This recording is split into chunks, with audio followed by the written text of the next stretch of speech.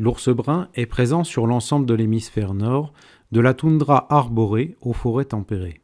On en dénombre environ 200 000 individus, dont plus de la moitié rien qu'en Russie.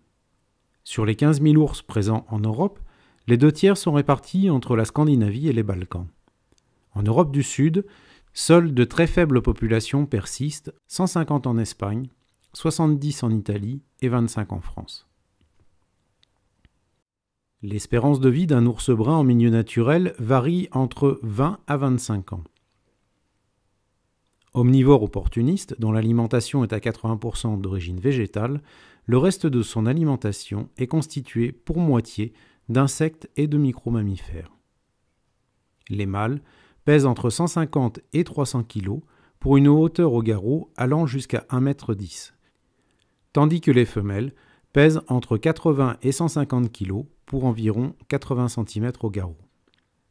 Solitaire et essentiellement nocturne, il n'y a qu'en période de rut, de fin avril à mi-juin, que mâles et femelles cohabitent. Bien que la fécondation ait lieu au printemps, l'embryon ne se développera qu'à compter du mois de novembre si la femelle trouve suffisamment de nourriture pour préparer son hivernation. C'est en tanière, au cours de la période de repos hivernal, que la femelle donnera le jour à ses oursons. Ils resteront avec leur mère pendant 1 an et demi, le temps d'apprendre tout ce qu'il leur faut savoir pour devenir autonomes. Statistiquement, seul un ourson sur 2 atteindra l'âge adulte et une femelle ne pourra avoir des oursons que tous les 2 ou 3 ans, ce qui explique la faible dynamique de population de l'espèce. Les ours fréquentent des milieux très variés, allant des fonds de vallée à la limite supérieure de la forêt en fonction des saisons. Le territoire d'un mâle peut s'étendre jusqu'à plus de 500 km², tandis qu'il ne sera en moyenne que de 120 km² pour une femelle. En France, seul le massif des Pyrénées abrite encore quelques spécimens répartis en 2 noyaux, 2 mâles dans les Pyrénées occidentales et 23 individus dans les Pyrénées centrales. Présent dans toute la France au Moyen Âge, l'ours est repoussé dans les montagnes au XVIe siècle pour ne plus occuper que les Pyrénées au XXe siècle.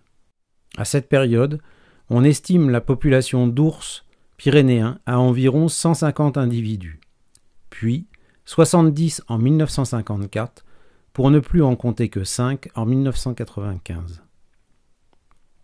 Différents facteurs ont contribué à la disparition des ours dans les Pyrénées ces derniers siècles. L'augmentation des populations humaines dans les vallées pyrénéennes a connu son apogée entre le XVIIIe et le XIXe siècle. Le développement exponentiel de l'agriculture, l'élevage, mais aussi l'exploitation forestière pour les chantiers navals et le charbonnage, l'exploitation minière et l'hydroélectricité ont profondément modifié la physionomie de la montagne. La chasse a également contribué à l'érosion de la population ursine. De par son statut d'animal mythique, symbole de puissance et cousin sauvage de l'homme, l'ours a de tout temps été un gibier prestigieux et valorisant. D'abord réservé aux nobles, il a permis, après la Révolution, à des Pyrénéens spécialisés dans sa chasse d'améliorer leurs conditions de vie.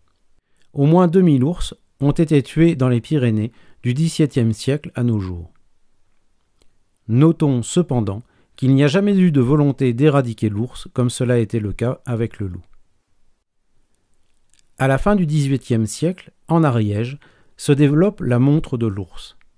En 1 siècle et demi, 600 personnes se spécialisent dans cette activité. Ce sont au minimum 300 oursons qui ont été dressés à ces fins.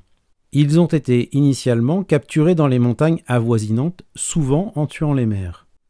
Mais dès le milieu du XIXe siècle, les montreurs en arrivent à acheter des oursons provenant de l'étranger, tant il devient difficile d'en trouver sur place. À elle seule, cette pratique pourrait expliquer pourquoi l'ours a disparu si tôt en Ariège. Avec une population d'ours réduite à 5 individus à la fin des années 90, il était temps d'enrayer ce déclin.